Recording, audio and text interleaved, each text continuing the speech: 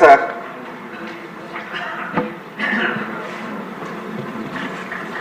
Speaker sir, గౌరవ మంత్రి గారు వారి సమాధానంలో అనుబంధ దీనిలో చెప్పారు అధ్యక్ష, ఏదైతే ఎండోమెంట్ ల్యాండ్స్ ఏవైతే ఉన్నాయో రిజిస్ట్రేషన్లు 22A కింద నిషేధించబడినాయి అని చెప్పి.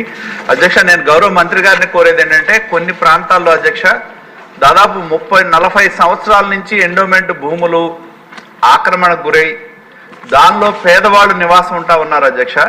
దానిలో గ్రామ పంచాయతీలు రోడ్లు వేయటం కానీ, లైట్లు కానీ, డ్రైనేజ్ కానీ, మంచినీటి సౌకర్యం కూడా కల్పించడం జరిగింది.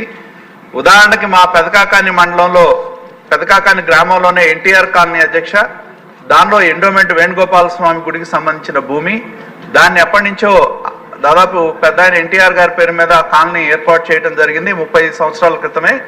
దానిలో లైట్లు వేశారు, రోడ్లు వేశారు, మంచినీళ్ళు ఇచ్చారు, స్కూల్ బిల్డింగ్లు కట్టారు, అంగన్వాడీలు కట్టారు అధ్యక్ష. మరి అదొక కాలనీ ఉంది. అలాగే ఏవిఎన్ కాలనీ అని ఒకటి ఉంది అధ్యక్ష, అగతవరపాడు గ్రామం కింద. ఎంతో సుదీర్ఘకాలంగా అక్కడ ఉన్న పేదలు, మధ్యతరగతి వాళ్ళు పట్టాల కోసం అడుగుతా ఉన్న నేపథ్యం. నేను గౌరవ మంత్రి గారిని కోరేది ఏంటంటే అధ్యక్ష, అవన్నీ కూడా పేదలు ఏ అయితే ఎండోమెంట్ భూములు ఆక్రమించుకొని 40 సంవత్సరాలుగా అక్కడ నివాసం ఉంటున్నారో వాళ్ళని తొలగించడం అనేది మంత్రి గారి అనుబంధంలో చూస్తే సాధ్యపడేది కాదు అధ్యక్ష.